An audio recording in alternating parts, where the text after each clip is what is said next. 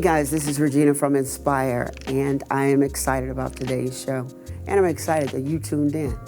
Hey look, we have this young man that is with us today that has a story that is really worth listening to.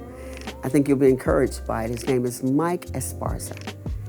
His story kind of takes you on some highs and some lows, but the end result is it pays the cost to be the boss. So I'll be back in a few minutes with Mike Esparza.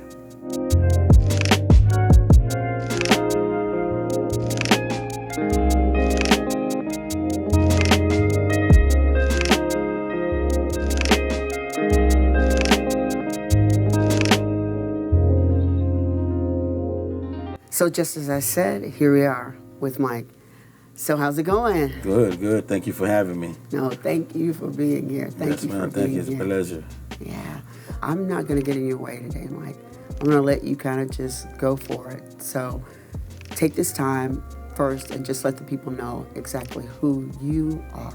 All right. Well, my name is Mike Esparza, 41 years old. I have 3 beautiful children.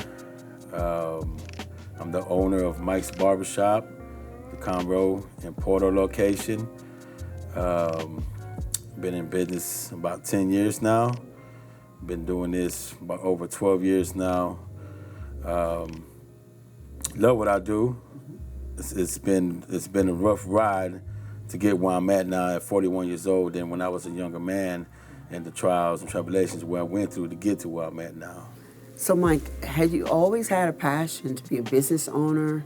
It's funny you asked me that, because since a little kid, about 5th grade, I grew up, in Greens Point. If people don't familiar, it's a rough neighborhood in the 80s. Oh, yeah. And it was pretty much rougher than back then what it is now, which is probably still rough. But when I grew up, my family were immigrants, low income. My parents, great parents, but didn't have great jobs. 8 siblings. We struggled. Wait a minute, back up. 8? 8 kids. My parents had 8 kids. Can your mama this? Right. So it was rough growing up. But, me and my brothers always made way.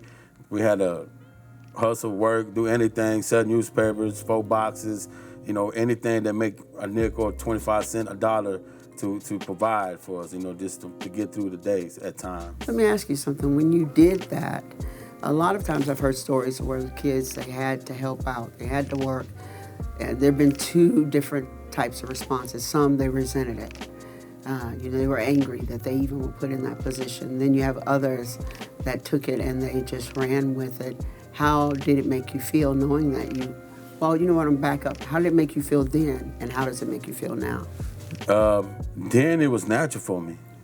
Then it was natural to do what I did, as go sell newspapers at the supermarkets. Mm-hmm. At 5th grade, 4th grade, selling newspaper, and making money and coming home to my mama where she'd been working all week, and I made what she made in the whole week, and I made in 2 days.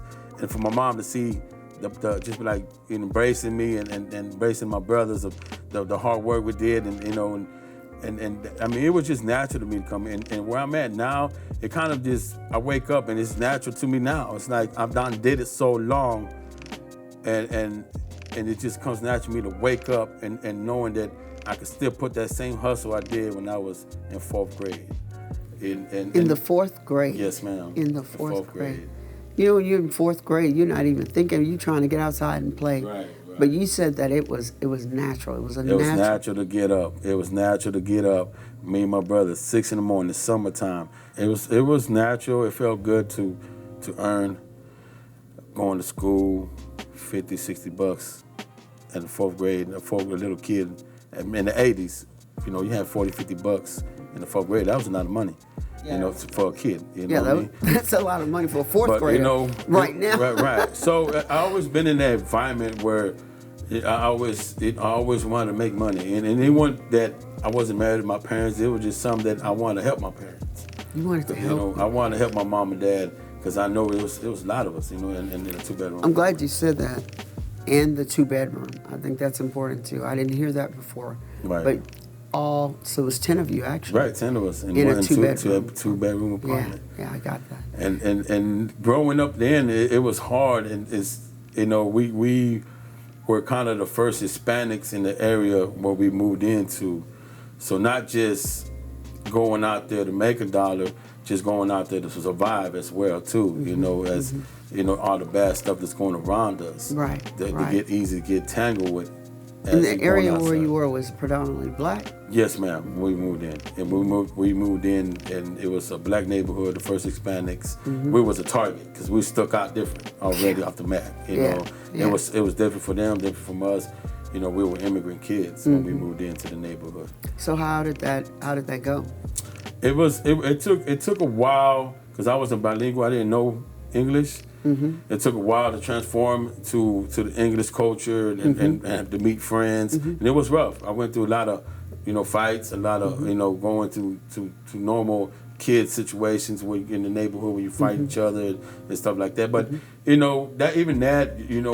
learn from it to get along with people. And where we at now in this society and where the world is now. Right. I've been doing this a long time ago. Come on. So and it's just where we could adapt and not see people for our different colors or different the way different are, because we used to live in apartments where we all were the same. Right. Everybody in the complex. Right. We're all were doing bad. Right. We're all Your toy wasn't better than my toy. Right. You know what I mean? I mean, your shoes weren't better than my shoes. Right. Your parents didn't have a better job than mine. Come on. We all lived the same way. Right. And that's what we shared growing up together. Wow. You know what I mean? Wow. So it was. So you understood each other's struggle. You understood. Right. Definitely. Wow. And today, I understand people's struggle now. I'm very blessed. I'm blessed where I'm at now. My oldest daughter's in college. Yeah. My daughter's going to graduate. My son plays football. Wow. And the way I grew up, I never thought that would ever happen in my life. My brother got murdered in 97. Wow. Got his life taken from us behind, doing wrong, bad choices. So where I'm at now, I'm very blessed. And I'm blessed to live and to tell people my story, to just share with you, speak to you about where I've been at, because I wasn't even supposed to be here. You know what, Mike? Share a little bit about your relationship with your dad. How was that? Now, my dad passed away, and it's funny you say that, because when I was a kid, and I was always tripping about my dad, always getting on to me, hey, simple things like close the door, you letting the AC out, man. Yeah. Just things like that. I'm like, man, why you tripping all the time? But now I'm being a man, I have kids, I see what he's talking about. Yeah. He's gone, and sometimes I wish I could call him and be like, man, Dad, I know what you was telling me, the things you was trying to tell me as a man. But at that time, I took them for granted. Yeah. Just like a lot of these kids now take a lot of things for granted. I took things for granted. Wow. And it kind of opened my eyes where like, man, I can't lose that time with my kids that I did with my father. And my father was a great man. Taught me a lot. He was a real good hard worker. He was a wonderful man. He didn't know how to be a father as walking parks, taking me playing football, throwing the ball. He wasn't that father. But was it just because of life? He had to really be on his grind. He didn't have time to really. Right. Was that it? That was perfectly pinpoint what it was. He didn't have time to take us to the park. He didn't have time to take us to play with us. Right. He had to work. You got 8 kids to feed. You got to pay for lights. You got to pay for the apartment. Yeah. He didn't know how to do father things that I do with my kids, And just, we say it's Spanish, cariño. And cariño in English is lovable. Where you grab your son or your kid and you kiss him every day. Right. My dad didn't do that. My dad didn't do that. I see my son. When I see my son, I embrace him. I tell him I love him. I call him at night. I just make sure he's cool. Make sure he's going, good morning, thank you, Jesus, and all that. Right. My dad didn't do that. He didn't know how to do that. He didn't know how to do that. All he knew was work, pay, try to give us what we had to survive. But that instilled that in you. And that's me, 100%. Yeah. And a great work. And it's where I'm not, and that's where my employees, I've been doing this barbering. It's been great to me. I wish I'd have done that a long time ago. But it wasn't always this story where you're making those right choices. No, sure wasn't. At some point in time, there was a shift that took place. Right. When was that, Mike? It was my younger years. I mean, like I said, it go back to when I was a young man. I was, I've been, honest I could be, I've been a hustler since I was a kid. I've been an entrepreneur since I was a kid. Right. I always worked for myself. I always made money for myself. Right. I always had big dreams. Yeah. I always wanted something bigger. Yeah. I seen my dad struggle. Right. I always wanted more. Right. But that led me into the people that I idolized that was around me. Who were those that you idolized? It was just drug dealers, hustlers. Yeah. Everybody that was around me, pimps, hustlers, everything. Everything you could imagine in my complex it was. Was it just because of not so much that you idolized what they did? You just idolized what came from it? Just came. Or did you idolize what they did? It was just what I seen: money, cars, clothes, power, respect. That the type of stuff that I grew up with. I didn't have a mentor. Right. I didn't have people around me that went to college. I didn't have people playing football. I didn't have nobody that even went to prom. I didn't even have my last grade. I completed was 6th grade. Oh my. I didn't know. I just go to school, sell drugs, and leave. Really? You know what I mean? So, to me, to have a mentor or to know what good, I didn't know what life was supposed to direct me. It was what I could do for me instead of preparing myself for the future. I could have been a doctor. I could have done something else if I'd had somebody stir me that way, but I didn't have that. Right. I was living what I see in front of me. Right. Right. This man got that car. Why he's doing it? Because of what he's doing. So I'm gonna do that thing to be able to do that. And I'm gonna do it better than him. Find a way to be his boss. Right. And it got to a point where I did. Right. And that's where it led me to trouble. Right. So you started actually, let me back up because you said all the way to 6th grade. So yeah, you're not telling me that you are this entrepreneur owning these several locations. No. And did you go back and get your GED? Yeah, I actually got my GED in prison. I didn't know. I didn't have my last education was 6th grade. 6th grade. Didn't complete no other grade after that. So I went to high school because they placed me in high school to my age. You know what I mean? Right. So I never completed anything at 6th grade. And it wasn't because it was just I didn't know no better. It wasn't no influence in me or no one good around me that I seen you pass to the grade. And what I'm gonna do passing the 7th grade? What I'm gonna do pass to the 8th grade? But it's not gonna do nothing for me.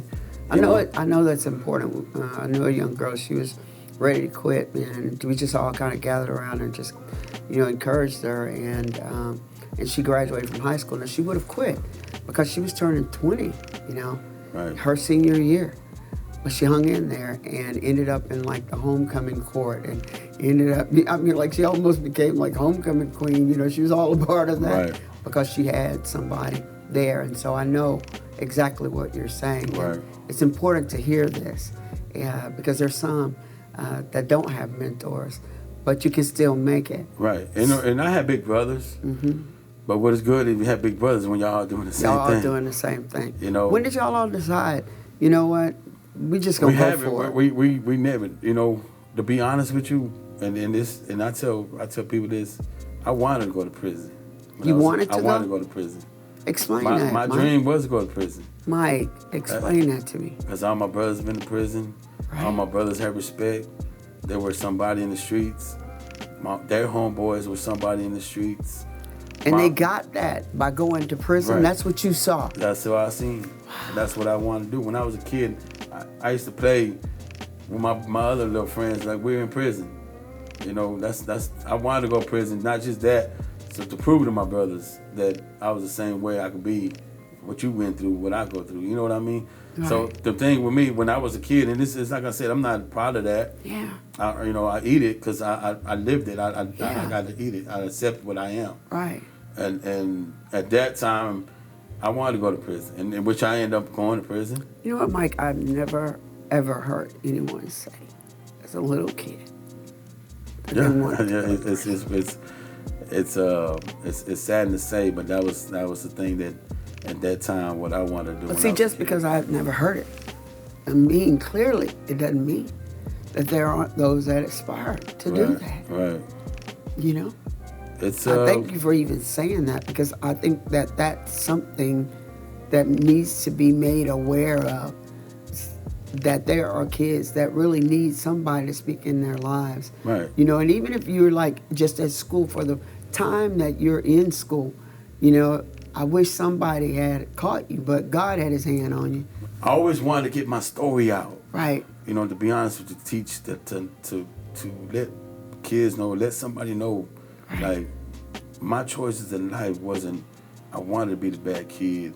It was just my environment. It's just what I seen every day. I bred every day. I wake up every day. Right. And it was, and a lot of kids are still living that. You know what I mean? Yeah. And it's a prison mentality outside of a prison, being sown into children. You know, because those are the role models. You know, one time my mother had all 6 of her boys in jail. My God. You know, and now that I'm a parent, man, we hurt my mama, you know? Oh, yeah. We hurt her. Oh, yeah. To have all her boys in jail one time? Yeah. Because we all want to be in jail? Because my brother in jail, you know, I'm going to go, you know, I want to see my brother. I'm going to go to jail. Or not just that I'm going to go. I was just living that life to get caught up to go to jail. Right. But it was nothing that I wanted to. If I'd have knew better, had a better way, my dad was something better, lived somewhere in the woodlands, lived out here, you know, lived some. I probably would never went, but that wasn't the case for me. It wasn't the case for my brothers. You know, me and my brother went through a lot. Lost one of my brothers, got murdered. You know, doing bad. I mean, he was caught up in it too. Yeah, you know, he was our oldest brother. He was the one we feared, the one that you have to go do what we have to do. If we didn't, you know, we got to face him. You know what I mean? It was a shot caller. It was just, you know, but, you know, losing him took a lot out of me and all my family. Right. But it kind of made me more as a man. When I thought as a man, I was a man, as a young man, angry, wanted me to do more senseless things and not, you know. So when you lost him, it in anger you enraged right. you It enraged so me more. Like I didn't care about my life life anymore. I didn't really. I'm gonna get this money in my mind. I'm gonna get this money, do what I have to do, and that's it. You know, that's just the way it is. And so, not just that, seeing other people, you know, as go with my brother beforehand, it was just part of life, you know. That you expected people to just die? Right. It was just normal. It was just the thing we lived in growing up. And when I would hear like young guys say that, well, I'm not gonna live to get old anyway. I would hear that, it would make me sick to my stomach. I'm like going, why would you even say that? There was a generation and that they lived like that. Right.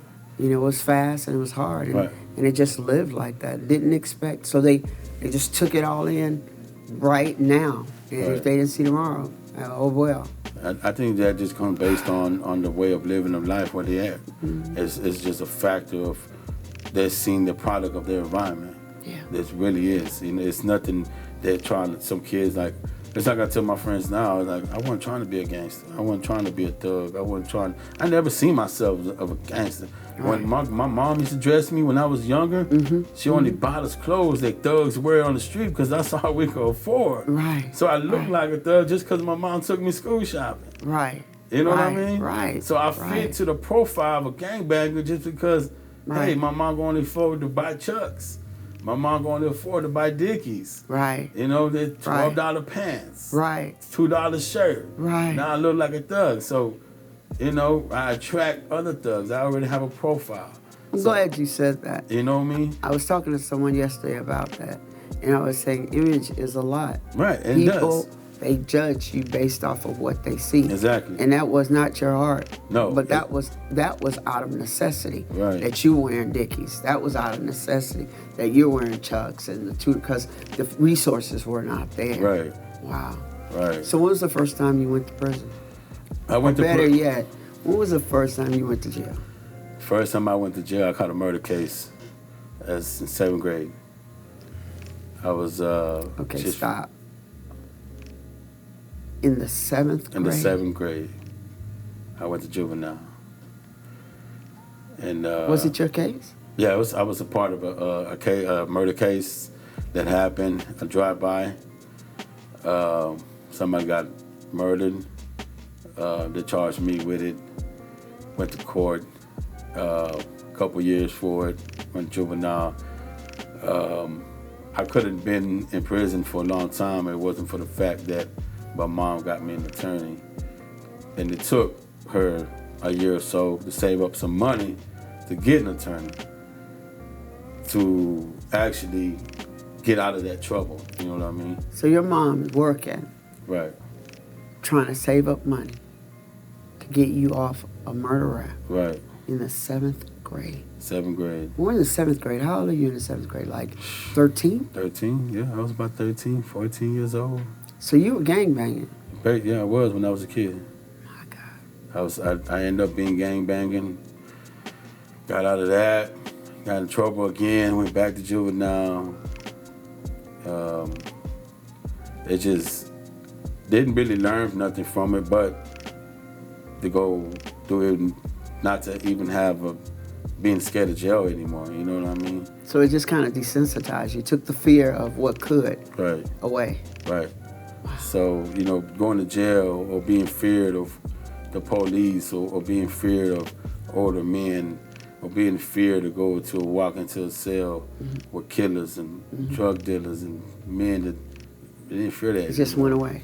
I could walk into any room with any man and just adapt to my surroundings. Right. You know, from the 7th grade. And being a kid, being 13 years old, being locked up with 17-year-old boys that look like they're 30. Right. It's. I mean, you're going to go through some things. Yeah. You know, I went through some things. Yeah. You know, I got my head bashed. You know, I had to prove what I had to do. Yeah. But I mean, I tell kids now. I used to be a motivated speaker for Montgomery County. You got choices. My choices were limited. My choices, I choose the wrong choices. Yeah. You know, when I first went to juvenile, I could have learned from that. I didn't, you know, and I went to speak to these young men, and it's crazy because I'm going to tell you a story that I was telling them about choices where I went to juvenile, then I went to prison, and the things I seen in there happen to people, things that I did to survive in there. A lot of these kids wouldn't make it in there. I seen a lot of people not come home. I seen a lot of people give their life to a prison gang where you gotta do something, you know, for you to now to destroy your life. You ain't never coming home, man. And not just you don't have to put yourself in that. And one story I was telling my story to this group, and there was a young lady, and she was like, she raised her hand. She was like, "Mr. Mike, I have a question." I said, "Yes, ma'am." So were you married at the time you went to prison? I said, you know what, I wasn't married, but I have a child with a woman. Did she stay down for you? And I was like, well, how can I answer the young woman's answer to not to be with a man at that time, you know, to be with somebody to put you through that.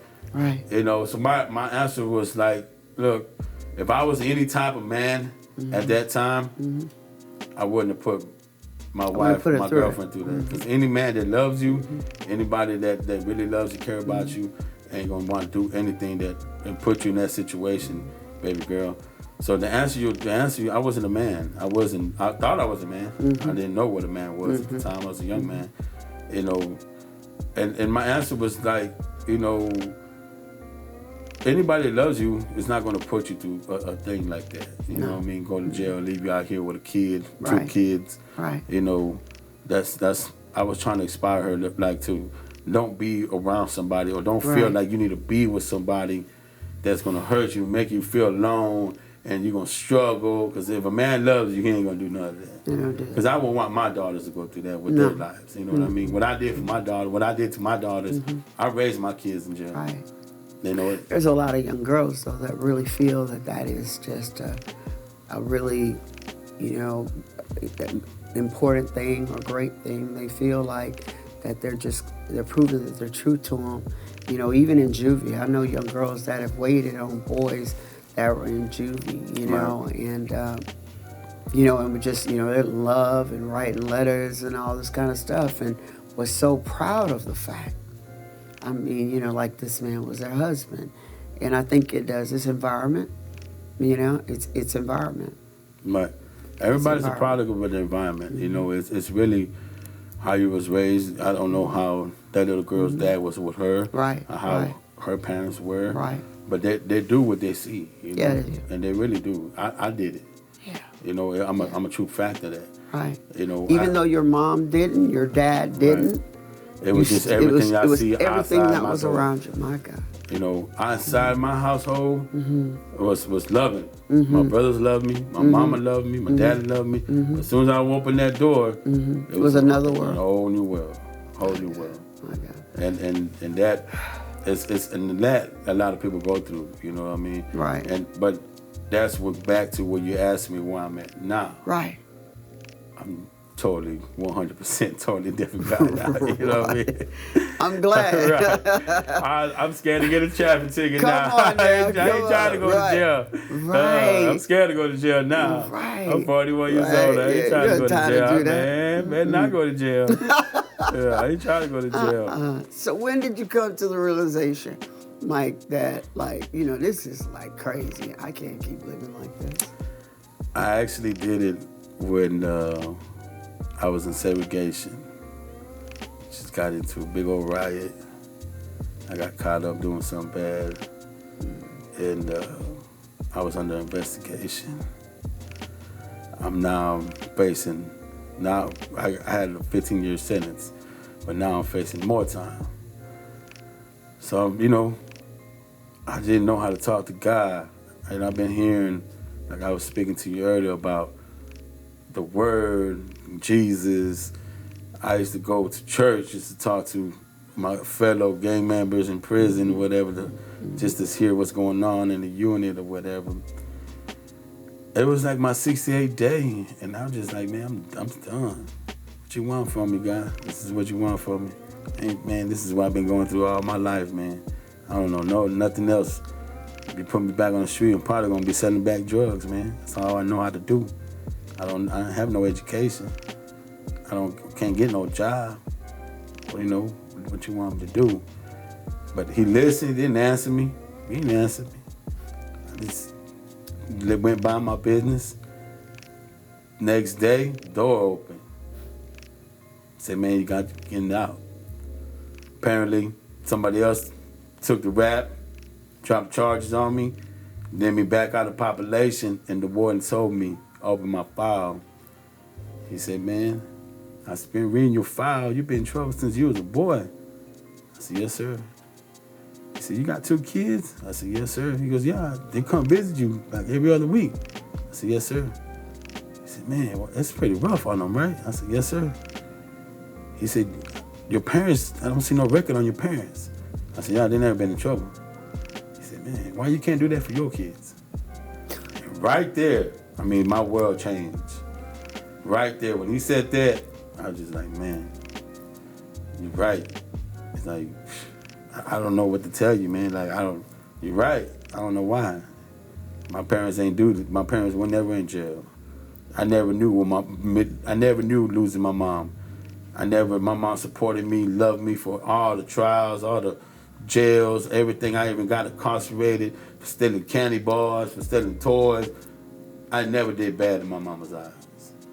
You know what I mean? Like she still loved you, Nspire. I mean, to this day, it was nothing evil that people will plot in my mama's mind when they came to arrest and say, we taking your son for murder. I mean, my mom was like, no, not my baby. Mm-hmm. I mean, I still remember my mom telling them the whole story, where I was at, you know, and just that right there really broke me. You know what I'm saying? Just thinking about my mom and thinking about she ain't never left me. I knew guys that never knew a mom. I know people that never knew a dad. And I'm blessed to have both moms that love me. You know what I'm saying? But I choose to go a different path, you know. And that day just kind of just made me say, you know what? I'm done with this gang shit, man. I'm done.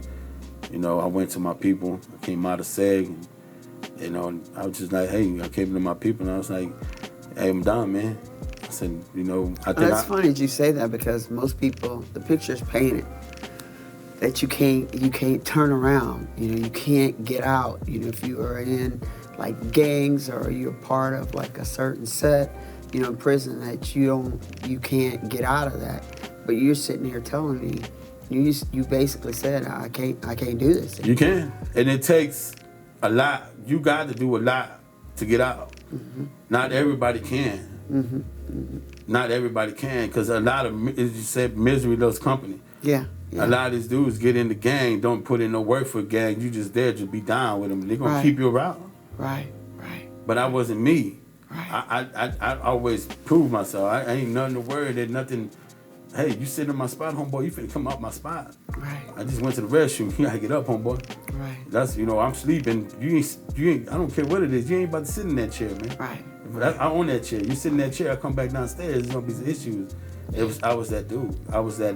How do you shake that mentality? I remember having this guy at our church. You know, it's like if somebody needs somewhere to stay, if they want to sleep, and we didn't have housing. I just had one room, and we threw a couple beds in there, and that wasn't for that. It was like if I was there all day preaching or whatever, you know, I'd have somewhere to lay down and then get up and keep counseling or whatever. And so we had that, and we had a guy that was part of a gang from L.A. On an assignment and got down here and got saved, you know, like our church. But that mentality was still there. And I remember my husband would say, do not make him security over anything. Do not, you know, do any of these things, because it's not out. Right. And so how do you get out of it? Because I remember we had that room, and so I just gave him that room, and we put another bed, and there was another guy that was there.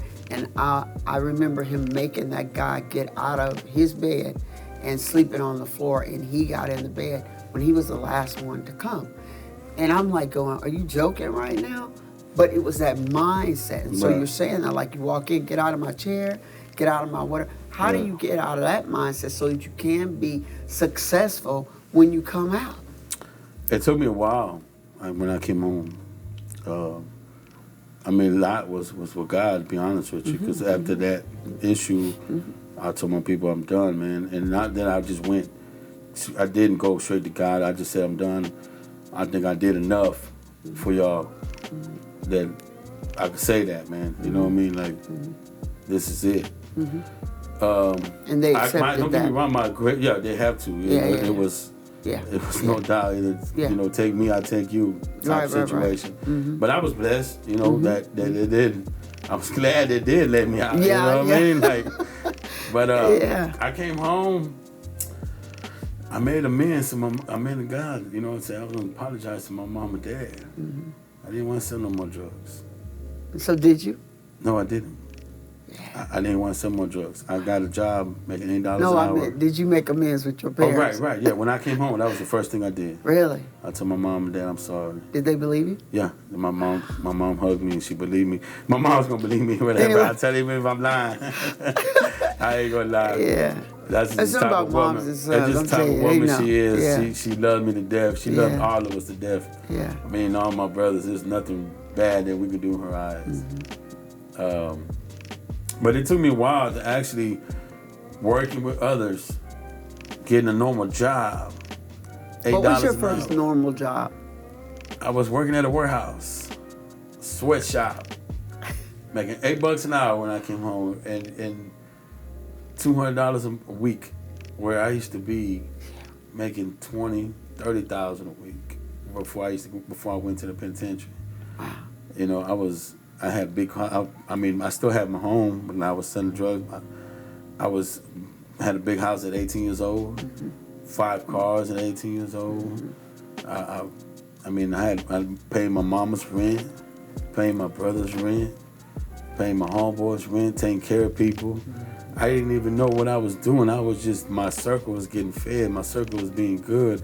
That was making me happy. They were doing things for me. I was paying, you know, it was just the way it was. Right. But my first job was at this warehouse, and it kind of humbled me.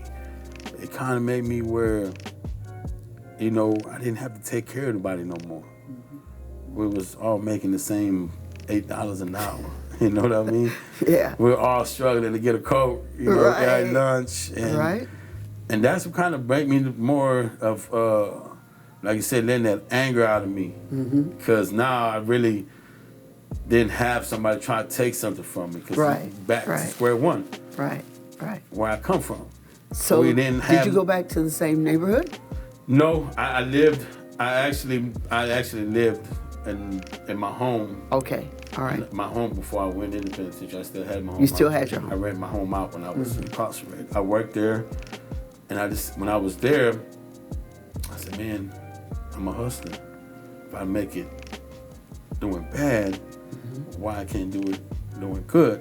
Right.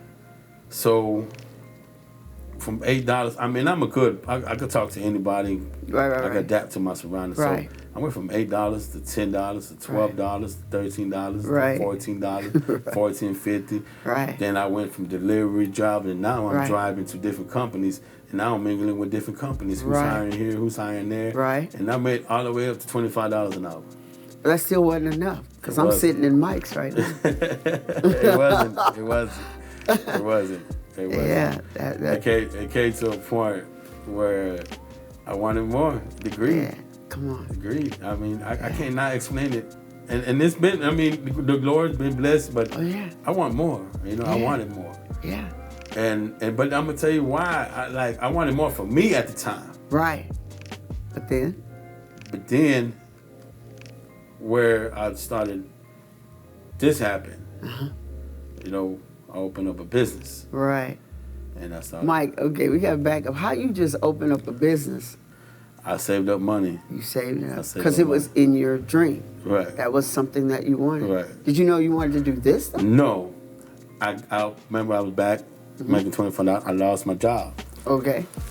So now I'm back in the corner. Now I'm on my back. I'm thinking God left me. I went from an $8 all the way up to a $25 an hour job, and my life changed. Now I got more bills. Of course. I got, my wife expects so much. My kids expect so much. Right. So now I'm like, man, how can I keep this up without doing bad? Right. And I said, you know what, man, I can't, because I don't have any education. I can't, I have GED that I earned when I was in prison. But who's going to hire me? I mean, who's going to give me, I only have a $25 an hour job because I was mingling with people that, I can't go get an application in and get a $25 an hour job. Right. But my will was like, I'm not going to stop, And then I was going out there for jobs and nothing was happening. And I just kind of gave up. And I called my buddy, was kind of my road dog, my crime partner when we was growing up. Yeah. And he was cutting hair. Okay. And I called him just for some advice. I was like, man, I need to talk to somebody, whatever. And he said, man, homeboy, go to barber school. I was like, barber school? He said, yeah, go to barber school. I said, man, I'm going to go to barber school bro. I need a job, you know what I mean? I need a job. Right. So I just dwelled on it for a minute. I said, man, I'm going to go and try it out. Right. And not knowing, just going, I loved it. Like, as soon as I went in there, it was just like my calling. Wow. Like, I went to school. Right. And it's just so weird how me and barbering came together. Right. Because it's everything that I grew up to know. And why I say that, I was into fast money. I always had money in my hand. I like having money in my hand. Yeah. Now I'm in the industry where I can make money every day. Right. Cash money. Right. Without being in the streets. Right. And it's legal. Not street money. It's not illegal, but it's legal money. Right. It's legal money, but it's just the mentality of not of drug dealers, to be exact. So used to having transactions. I don't know what it is. It's just a sickness or illness or something in their mind that a transaction makes it complete. Right. And being a barber in the transaction, it just makes me feel like I'm doing something like, hey, cut your hair, here you go, bud, thanks a lot, man. You know what I mean? And Yeah. then, and I mean, not just me, and everybody's different, but Yeah. once I started cutting hair, the environment, the people I met, you know, I come to work, you know, not working in the heat, and you know, I just fell in love with it. I really did. So you didn't start out owning your own place, No, though? I didn't. No, I didn't. I went to school, long sacrifice of school. Right. Because then again, can't stop. I can't stop You gotta paying keep bills. working, right. So I got to work, Right. go to school, still maintaining my situation at home, my wife, you know, in that type of situation. Right. You which is never went hard, back to old living. No, I didn't. Because that would have been easy. Right. That would have been back in easy. jail. You had an excuse then. Right. And Right. I did. And I thought about it. Yeah.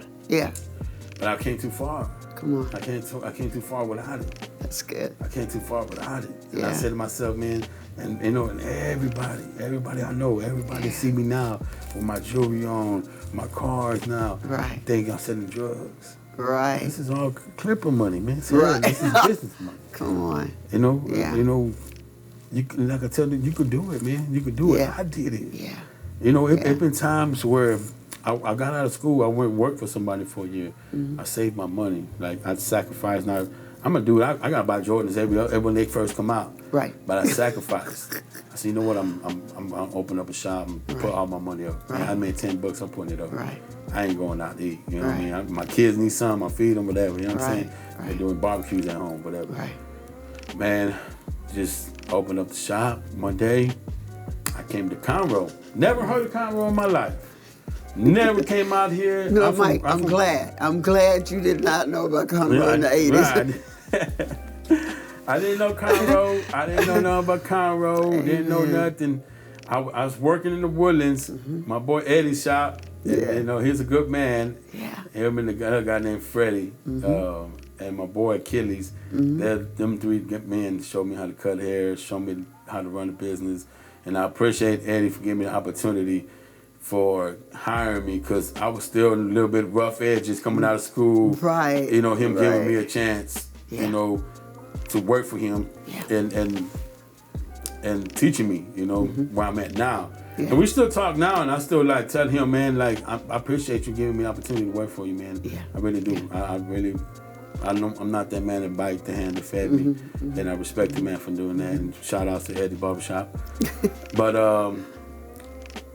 I came open up the shop, and I have my protege over here named Orlando that I met in barber school with me. Real good man. He's a real good man. I felt real lucky to be blessed to have a man like that in my life. You know, he's my boy. He's been my manager in the shop, and I much respect to him. We came out here to Conroe. Didn't know no soul. Opened up this shop. For 6 months, I didn't have a soul come in here. But you hung on. And I hung on. I think we got back up to that. So 6 months, you were cutting nobody's hair. Nobody. Y'all cutting each other's hair. I got $30,000 invested in the shop. Right. They had no more money. All right. I couldn't even feed my babies. I was even worse now. I was worse at the time now that I got out of prison. I had no money. Couldn't feed my kids. I had a shop. Right. But nobody was coming in. Right. I had a business, but nothing was coming through that door. Right. Still had to pay bills. Right. Go home, pay my bills. Right. I was back again. I was going back thinking, I'm finna hit the streets again. Cause Right. I can't do this. Right. Just stuck with it. Just went out there and to the corners and passed out flyers. Went to the stores, passed out flyers. Until I even started getting free haircuts just so you come in and see my work. Yeah. And then I did that and just boom. Just took off. Just took off. Just had patience. But I neglected having the Lord in my life at the time as well too. You were trying to do it on your own Right. still. Right. Yeah. And everything come back to the story, everything I told you. It's always been the Lord's plan for me. For some reason, He always had His hand on me. For some reason, you know, I could have been locked up for the rest of my life. I could have been dead. Yeah. There were no other options for me. No other options for me. Wow. So where I'm at now, to have 2 shops, to have 12 employees, Yeah. and what makes me now as a business owner, it ain't the money. Right. is that to see my staff, these young men, these young women grow up. That now, see, they have kids. They buying houses. They're starting their families. They doing good. And I said, like, man, 15 years ago, I was in prison hurting people, and I'm over here now helping and blessing people. Blessing people. Yeah. I mean, man, God's good. Yeah, yeah. He had a plan for me. Yeah. And not in 1,000 years I would have seen this man right here buying his house because he worked for me.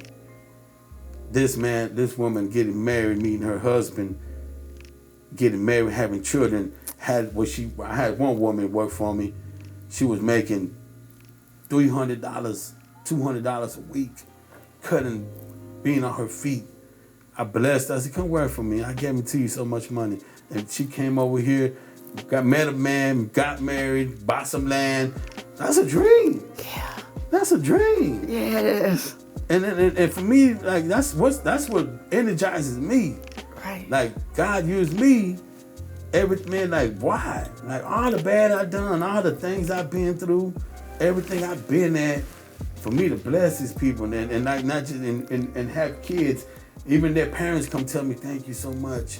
I had people that work for me, their parents come tell me, thank you so much for helping my son. I said, no, lady, no, that's your son. Your son, he come in here and work every day. That's your son. She's like, no, thank you. I said, no, you don't gotta thank me, your son. I thank you for your son. But like, I think now when I lay my head, if I could go today and it'd be like, man, God, you done completed it. You done did your job. I mean, me, why me? Out of everything. You finna mess up my makeup for real. I just been sucking it back. But honestly, like, why me? Like, why me? Like, I done did so much bad, been in prison, you people hear my story, oh, you got a murder case in 7th grade, I'm a killer, I'm a bad person. I'm not. I used to be me. Yeah. But now I see families. My man's got kids. Their kids are doing good. You would never thought my background would be in a situation where I can help people like that. And that's what drives me, man. And I think about it and it's like, man, wow, one little barbershop. I created so much happiness, so much good for people. Yeah. And it took me all these years to do it. Imagine if I'd have done it a long time ago. Maybe not as effective. Right. Right. Maybe God, he didn't want you to do all those things, but I destroyed lives when I was a young man, and I look back, selling drugs to people, harboring drugs, doing drugs. I destroyed a lot of lives, and I can eat that up, man. I can earn that. It wasn't me that destroyed it, but I was a part of that, Yeah. But now that it seemed like God was like, you got to get back. You destroyed it, now you got to fix it. And I feel like I'm fixing that. I feel like this shop, Mike Esparza shop, we love to cut hair. I love to cut hair. Yeah. I love what I do. I Y'all do a great job too. I was looking at your stuff. I like that I move, but I also like people to come work for me. I love people to come work for me and see them grow. I love to see a young man coming out of barber school, have ambition to be somewhere, because I could save that man from going to jail, for him to go picking up some dope, or set him, for him to do anything besides to come over here and work. Man, I feel like I did my job in this world. Like I could save this man's life for giving him a job, and do what most people wouldn't do for me when I was trying to do better in my life. You know what I mean? Right. So to give opportunities now to people to come work for ex-cons, I don't care what your background is, what you done, what you on drugs. If you come work here, it's going to be a better life. It's going to be where we work together. Non-negativity. Right. Do best for you, man. Right. And that's where in my life where now it's back what you asked me earlier. Where am I stand at in life now? That's where I stand at now. Is to help people and to be around product of my community. Right. To see these young men that come in here to encourage them not to do bad. Right. You could live a certain lifestyle. You can look a certain way. Right. You can have nice things. You can have that nice girl. You can have that nice car. You just gotta work for it. You gotta work for it, man. You gotta sacrifice. Wow. You gotta give a little bit, man. Yeah. You gotta give a little bit of your life for something is gonna happen. I had times where I had people in my life want to walk out on me because they didn't believe in me no more. But I said, you know what, man? Look, I beat a murder case. I overcame that. Mm-hmm. I got out of prison. Mm-hmm. I escaped death. Mm-hmm. I can't go. What I cannot do. It's nothing I can't do if I put my heart into it. Right. You know, you want to walk out of me that God bless you're not supposed to be in my life. Right. You know what I mean? Right. So. And you give God all the credit for that. He deserves it all. He does it all. Wow. You know, I've been through, now as a man, I mean, I've been through, you know, I go through now men stuff, you know, But ain't nothing I can't get through. Right. I got through it. I lost my dog not too long ago. That hurt me. I don't mean to laugh. I'm not, no. But in comparison to the stuff that you've gone through, Mike, okay, but, I'm glad that you were sad about losing your dog. But, you know, come back to where you asked me where I'm at in life. I'm Mike Esparza. Mm-hmm. I own Mike's Barbershop. Yeah. Mike's Barbershop Conroe. Mike's Barbershop in Porter. Yeah. I'm an entrepreneur, businessman. Yeah. I'm a God-fearing man. Yeah. I am a father. Yeah. I got 2 beautiful daughters, a beautiful son. My oldest daughter's in college. Right. I would thought I'd have a kid in college. Yeah. My second daughter's about to graduate. Mm-hmm. No kids. Mm-hmm. I think I did a great job as a father, even though I raised them behind the walls for so many years. Yeah. I always encourage my kids. I never want my kids. I got the sweetest son in life. Like, I never want my son to feel what I went through. Because everything I went through as a young man, fear, hatred, I never want that to plant that in my son's heart. Wow. I don't want my son to go through that. I don't want my son to fear another man, to be in a situation where he got to do something for, you know, for him to live with the other man not to live. I don't never want my son to be in that situation. I never want him to feel loneliness. I know what loneliness is. Been 68 days, and men been there longer than I have, but when you in prison, under a prison, and the world forgot about you, you know, you ain't heard from nobody, and nobody's writing you, that's lonely. I felt lonely. That's what made me go to God. I didn't know who else to talk to, but that cockroach walking by. Right. You know what I mean? Right. But some people can't overcome that. And I'm a true testimony that no matter you've been to prison, no matter you're a killer, drug dealer, I despise rapists, man, but you know, whatever you've been through in life, whatever you're going through, you're drunk, whatever, you failed, lost your job, ain't nothing you can't do if you just say you do it, you know? And people, and to this day, I mean, people, and they be like, oh man, I can't get a better job, because you speaking it. Right. You speaking it, man. Right. God gave you a tongue. Right. And everything you say gonna come true. It's gonna come. That's right. And everything I say, it's come true. Everything I said, I planted a mustard seed, and it's blowing up. Everything, you know, everything's come true. Mike, I'm gonna tell you what. I didn't know what it was gonna fully be like. You know, I knew it would be good though, but it surpassed anything that I even expected. I'm so grateful to you for being so open. And I'm telling you, this one I had to fight back tears and still. I appreciate because it. it's an actually an amazing story. And so before we even get ready to get out of here, one of my daughter's friends tried to kill herself this week. Just feeling like there's, just can't get over or through some rough things that he experienced as a child. If you just take a couple minutes and just speak to those young brothers and sisters that feel like they can't get through. And then we're going to head on out of here. I'm going to let you go home. Y'all hit some rough times. You heard my story. I've been through it, man. All of it. Hurt, loneliness, people betrayed you. Whatever the situation is, whatever you're going through, man, I'm a walking, talking product of what life could be. And then what I know what more life is going to give me in this world, man. Just stay strong. Just stay strong, knowing that tomorrow is a better day. Trust me, it'll never stays where you're at now.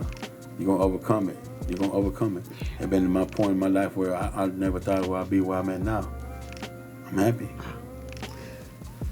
Be sure and like and share and come and get your cut right here BarbershopMikes.com. at Look us up. BarbershopMikes.com.